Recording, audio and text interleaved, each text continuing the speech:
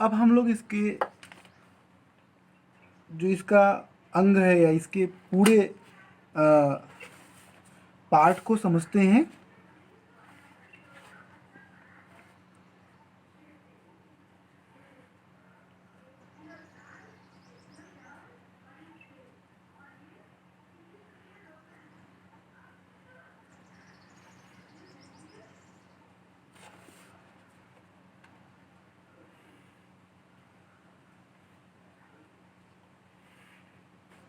ये इसका बेस है, आधार जिसे कहा जाता है। इसी पर इसका पूरा स्ट्रक्चर टिका होता है, पूरी संरचना बनी होती है।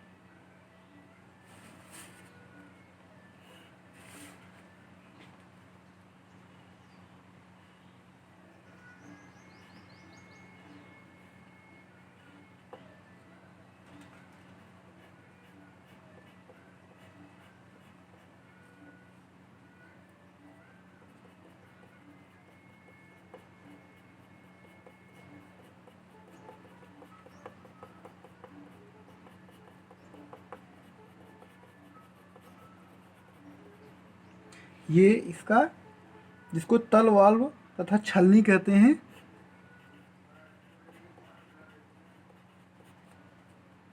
इसी में छलनी लगा होता है।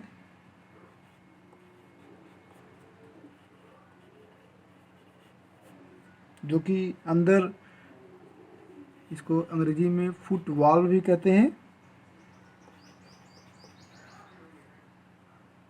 And strainer, foot valve and strainer. अभी बताया हमने कि एक जो छलनी लगा होता है वो अंदर जाने से, कोई भी चीज़ जो पानी में है उसको अंदर जाने से रोकता है, ताकि पंप में कोई समस्या उत्पन्न न हो। यहाँ पे एक प्रेशर गेज भी लगा होता है, जो कि दाब को मीज़र करने में सहयोग देता है। दाब gauge.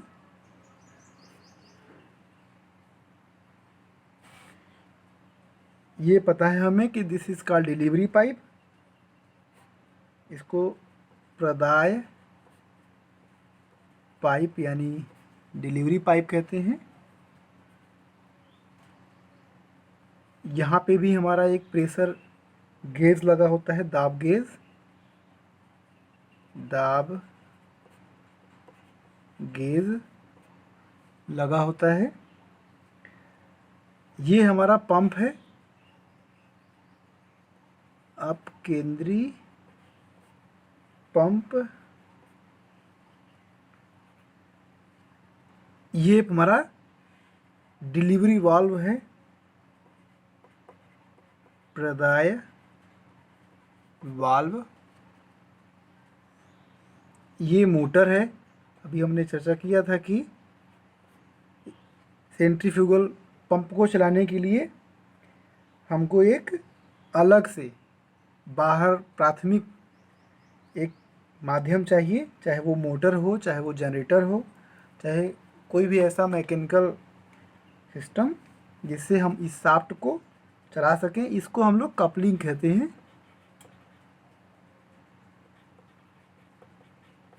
This is called coupling. ये हमारा है, इसको फनेल कहते हैं, फनेल कहते हैं, फनेल। एक एक करके हम इसके बारे में चर्चा करते जाएंगे कि क्या होता है। अब एक जो महत्वपूर्ण चीज़ है वो ये है कि ये है एचडी, यानी डिलीवरी हीट। ये कहाँ से कहाँ तक, ये दिस इज एच यस, यानी सक्शन हीट और डिलीवरी हीट। हमने पहले भी चर्चा किया है कि सक्शन हीट और डिलीवरी हीट क्या होता है।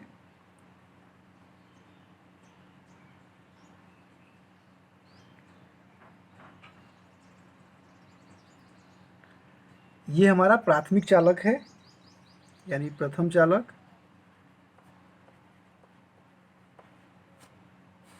ये हमारा प्रथम चालक है, मोटर हो सकता है।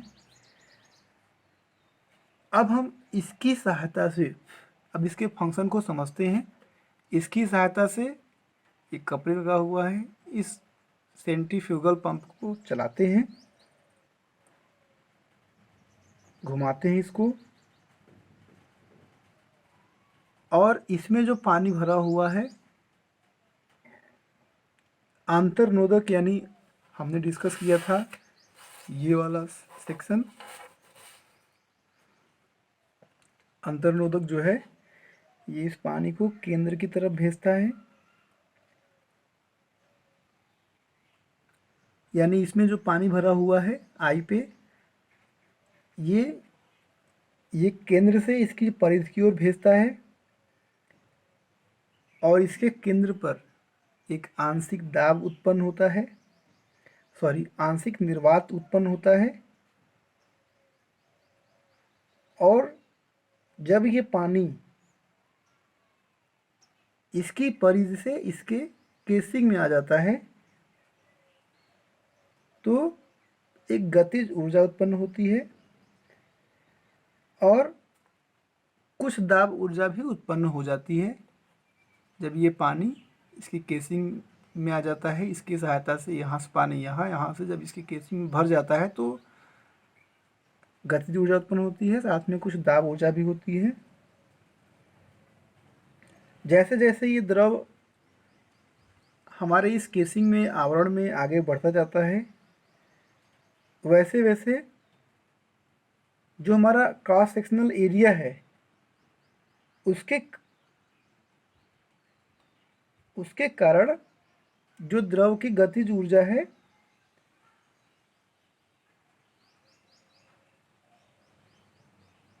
वो दाब ऊर्जा में बदलती जाती है। इसके डिज़ाइन को आप देख सकते हैं किस तरीके से है। तो दाब ऊर्जा में बदल जाती है और अंत तक यहाँ, यानी डिलीवरी पॉइंट, यानी यहाँ से जहाँ से ये डिस्चार्ज हो रहा है, यहाँ तक पहुँचते पहुँचते इस पूरे द्रव में काफ़ी दाब ऊर्जा उत्पन्न हो जाता है, और जिसके कारण ये किसी भी हाइट तक चला जाता है या चढ़ जाता है, या काफ़ी हाई प्रेशर में बाहर डिस्चार्ज होता है। अब हमने डिस्कस किया था कि यहाँ पे एक जो छलनी लगा होता है उसका क्या फंक्शन है, वहीं पे एक वाल्व भी लगा होता है। बताया गया कि पानी के अंदर जो भी गंदगी है, कीचड़ है, वो पत्तियां हैं, ये इस पंप में नहीं जाएंगी तो पंप को जाम कर देंगी और चलने में असुविधा होगा। तो इस तरीके से इसका इस्तेमाल होता है।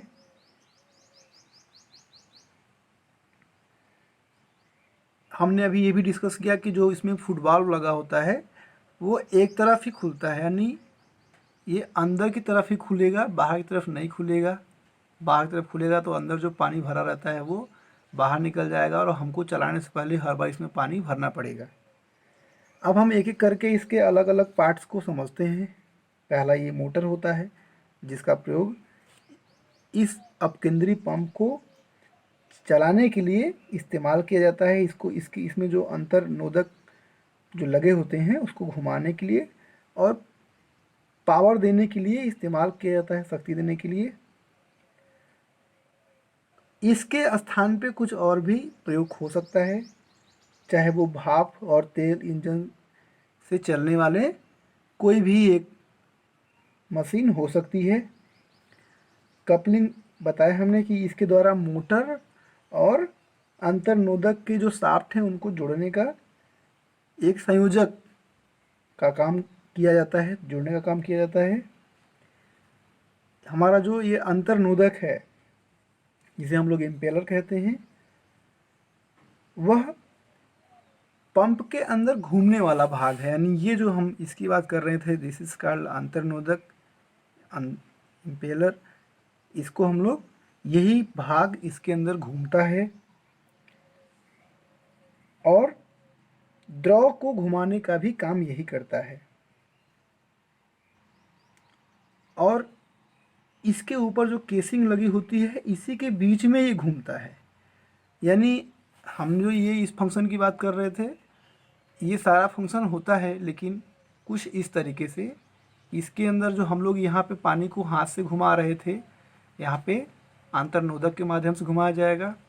यहाँ पे जो वैक्यूम क्रिएट हो रहा था वो यहाँ पे हो रहा था उसके आई पे, और जो पानी ये ऊपर परिधि की तरफ जा रहा है, ये पानी इसमें इसके चारों तरफ भर जाता है और केसिंग में भर जाता है, बाहर निकलता है, जिससे एक गतिज ऊर्जा और कुछ दाब ऊर्जा उत्पन्न होती है। उसके बाद ये दाब ऊर्जा बढ़ती जाती है और फिर इसी के सहारे पानी डिस्चार्ज हो जाता है और द्रव में गति प्रेशर रहता है। तीसरा आता है केसिंग। अब हम लोग पहले ये, अगर हम लोग बात अंतर्नोदक की कर रहे हैं तो अंतर्नोदक कितने प्रकार के होते हैं, इसको हम लोग चर्चा कर लेते हैं।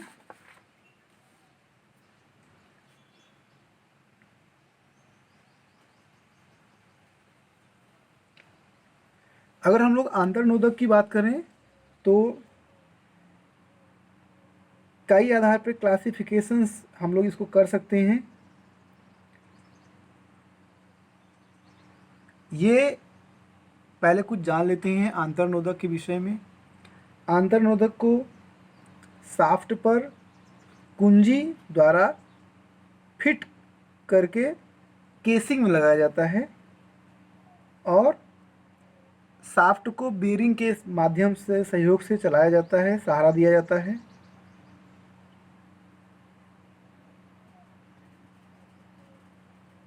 इसी अंतर्नोदक के एक तरफ पुल्ली के माध्यम से या किसी और के माध्यम से जो शाफ्ट होता है उसको घुमाने का काम करता है प्रथम चालक। यानी प्रथम चालक से पुल्ली के माध्यम से शाफ्ट में, शाफ्ट से अंतर्नोदक में, अंतर्नोदक घूमेगा तो फिर पानी डिलीवर होगा।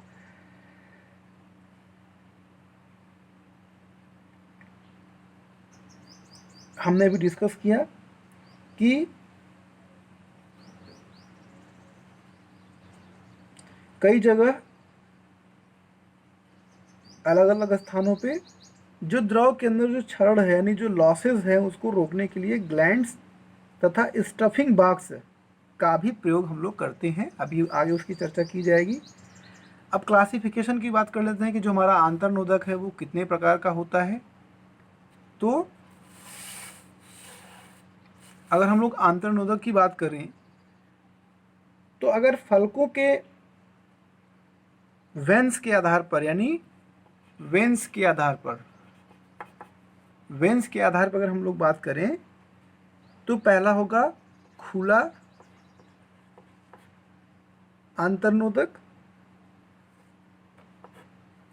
दूसरा होगा अर्धखुला अंतर्नोदक और तीसरा होगा बंद अंतर्नोदक। बंद अंतर्नोदक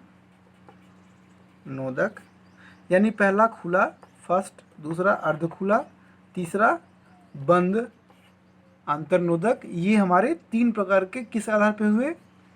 वेन्स के आधार पे, वेन्स के आधार पे तीन प्रकार के, पहला खुला, दूसरा अर्ध खुला, तीसरा बंद आंतरनोदक। थोड़ा समझ लेते हैं कि क्या है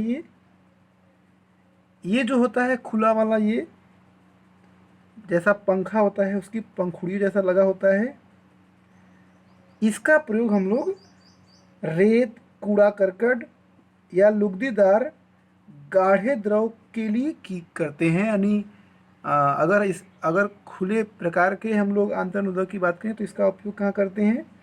अगर कोई द्रव रेत से भरा हुआ हो या उसमें कूड़ा करकट हो या लुगदीदार या बहुत गाढ़ा द्रव हो, तब हम लोग खुले प्रकार का आंतरनोदक करते हैं।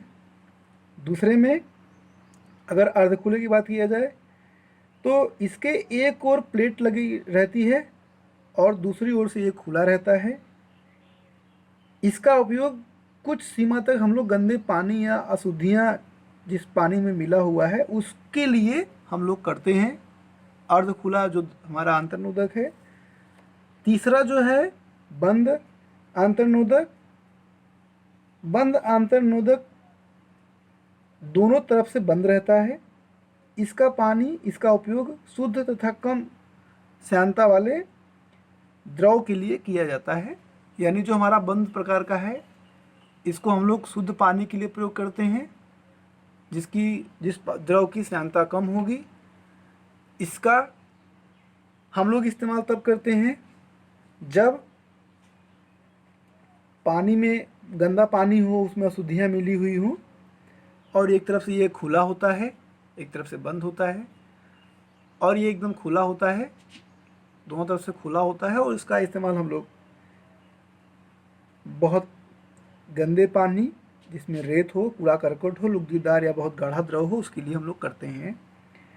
अब हम लोग अगर बात करें कि फलकों के आधार पर, यानी ये तो हमारा वेन्स की बनावट हुआ, वेन्स के बनावट के आधार पे हम, ये तीन प्रकार के थे। वेन्स के बनावट के आधार पे खुला, अर्धखुला और बंद। अब वेन्स के आधार पर, यानी अगर वेन्स के आधार पे हम लोग बात करें, वेन्स के आधार पर, तो इसमें पहला आ जाएगा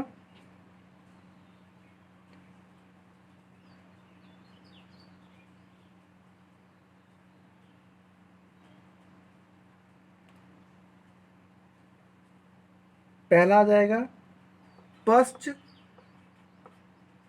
वक्रित। पहला आ जाएगा पश्च वक्रित। दूसरा आ जाएगा अग्रवक्रित। और तीसरा आ जाएगा त्रेज्य वक्रित।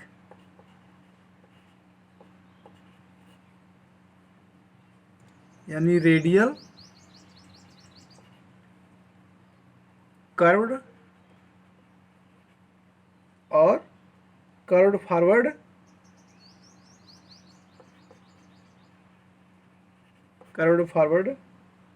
और ये कर्व्ड बैक हुआ।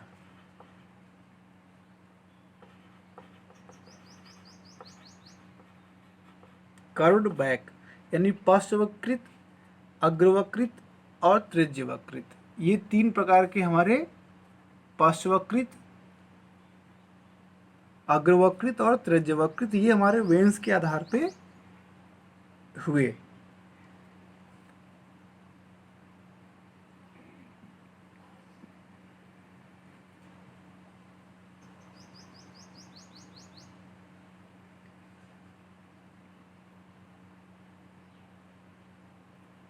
अगर हम लोग इस आंतरनोदक को फलकों की सरलता के आधार पर कहें, यानी अगर हम लोग फलक की सरलता के आधार पर कहें, फलकों की सरलता के आधार पर अगर कहें तो क्या हो जाएगा पहला अगर हम कहेंगे, पहला होगा एकल प्रवेश अंतर्नोदक। ये होगा एकल प्रवेश अंतर्नोदक। ये पहला हो गया एकल प्रवेश अंतर्नोदक। किस आधार पे है ये? फलकों की सरलता के आधार पर। पहला था वेन्स के बनावट के आधार पर, दूसरा वेन्स के आधार पर, और तीसरा फलकों की सरलता के आधार पे। तो फलकों की सरलता आधार पे हम लोग बात किए तो पहला आया एकल प्रवेश अंतर्नोदक, एकल प्रवेश अंतर्नोदक, और दूसरा आया दोहरा प्रवेश अंतर्नोदक। ये है दोहरा प्रवेश अंतर्नोदक।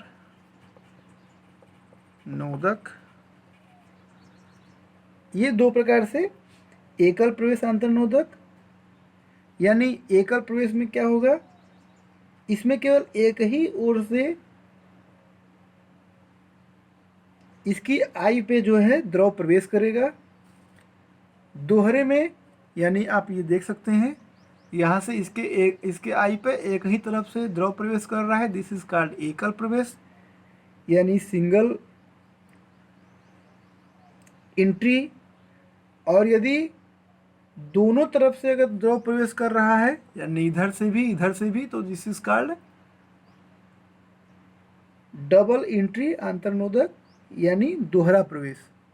तो हम लोग अगर कहें कि तो फलकों की जो सरलता है उसके आधार पर अगर बात करें तो दो प्रकार के अंतर्नोदक मिलेंगे। पहला होगा एकल प्रवेश, दूसरा होगा दोहरा प्रवेश। अब अगर हम एक और है, अगर हम अंतर्नोदक को द्रव प्रवाह के आधार पर बात करें, यानी अगर हमारे अंतर्नोदक में अगर द्रव प्रवाह हो रहा है तो द्रव प्रवाह के आधार पर, द्रव प्रवाह के आधार पर हम लोग बात करें तो पहला हो जाएगा रेडियल, यानी त्रेज्य प्रवाह। पहला हो जाएगा त्रेज्य प्रवाह, यानी रेडियल फ्लो अंतर्नोदक। दूसरा हो जाएगा एक्सियल, यानी अक्षीय प्रवाह अंतर्नोदक। और तीसरा हो जाएगा मिक्स्ड, यानी मिश्रित प्रवाह अंतर्नोदक। मिश्रित प्रवाह अंतर्नोदक, ये हो गया हमारा मिश्रित प्रवाह अंतर्नोदक। यानी पहला रेडियल प्रवाह, यानी रेडियल फ्लो अंतर्नोदक। दूसरा हो जाएगा अच्छी प्रवाह अंतर्नोदक, एक्सियल फ्लो। तीसरा हो जाएगा मिक्स्ड, यानी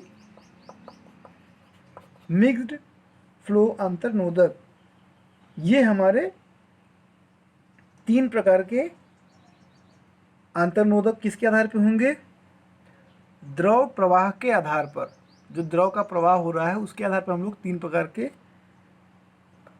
डिस्कस कर सकते हैं, तीन प्रकार के रूप में बांट सकते हैं।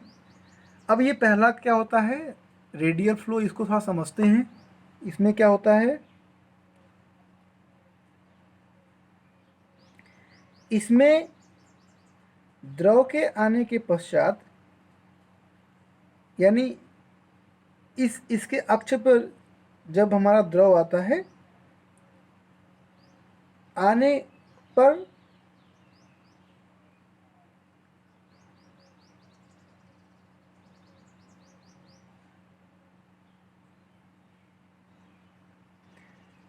जो हमारा द्रव होता है उसका जो प्रवाह होता है वो अंतर्नोदक की त्रिज्या की दिशा में बाहर की ओर होता है।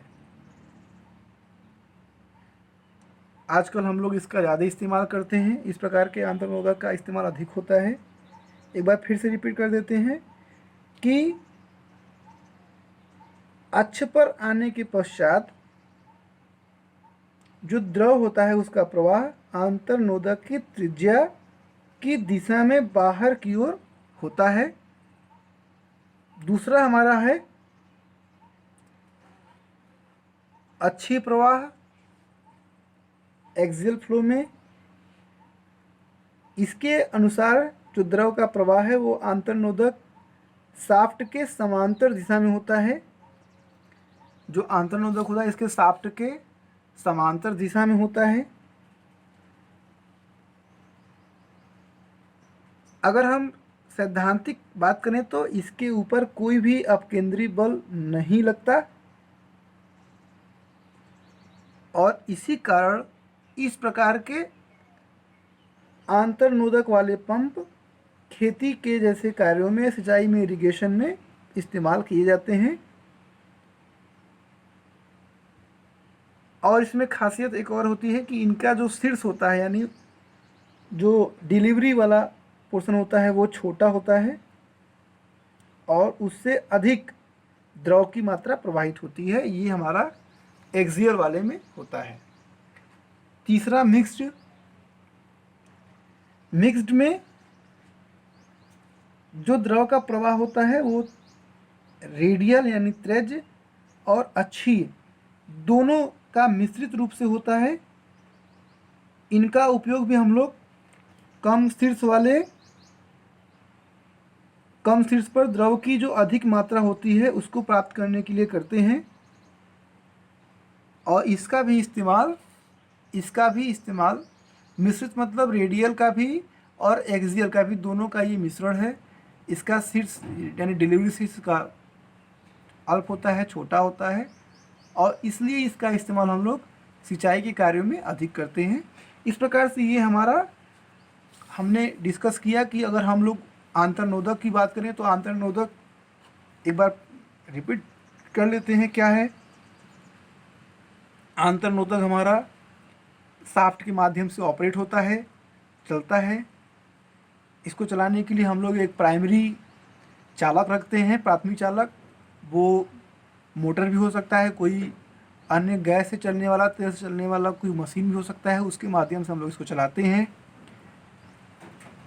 अब यही एक ऐसा पार्ट होता है जो चलता है। इसके ऊपर केसिंग लगी होती है जो कि स्थित होती है और यही पूरे पंप के अंदर मुख्य फंक्शन है आंतरनोदक। अब इसको हम लोग अगर क्लासिफाइड करें तो अगर वेंस के बनावट के आधार पर क्लासिफाइड करें तो क्या हो जाएगा, खुले प्रकार का आंतरनोदक, अर्ध खुले प्रकार का आंतरनोदक और बंद आंतरनोदक। अगर हम लोग इसके वेंस के आधार पे, ये वेंस के बनावट के आधार पे था, ये वेंस के आधार पे पहला हो जाएगा पश्च वक्रित यानी कर्व्ड बैक। दूसरा होगा अग्रवक्रित यानी फॉरवर्ड, कर्व्ड फॉरवर्ड, ये कर्व्ड बैक था, कर्व्ड फॉरवर्ड। और तीसरा हो जाएगा रेडियल वक्रित यानी त्रिज्य वक्रित। ये हमारे 3 प्रकार के वेंस के आधार पे हमारे आंतरनोदक हो सकते हैं।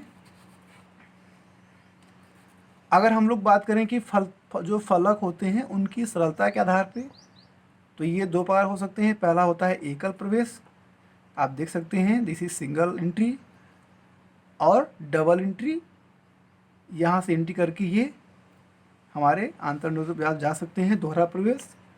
और अगर हम इसके द्रव प्रवाह के आधार पर हम लोग बात करें तो 3 प्रकार के हो सकते हैं। पहला रेडियल प्रवाह आंतरनोदक, दूसरा एक्सियल प्रवाह आंतरनोदक और दोनों का मिश्रित यानी मिश्र प्रवाह आंतरनोदक। इसका और इसका इस्तेमाल कृषि कार्य में अधिक होता है। इसमें जो सेंट्रीफ्यूगल फोर्स होता है वो कम हो जाता है या नगण्य हो जाता है। इनमें जो शीर्ष होता है यानी डिलीवरी जो शीर्ष होता है उसकी हाइट कम होती है और इन दोनों का इस्तेमाल अच्छी का और मिश्रित का सिंचाई कार्य में अधिक होता है। इस तरीके से हमारा जो ये आंतरनोदक था उसको हम लोग समझे।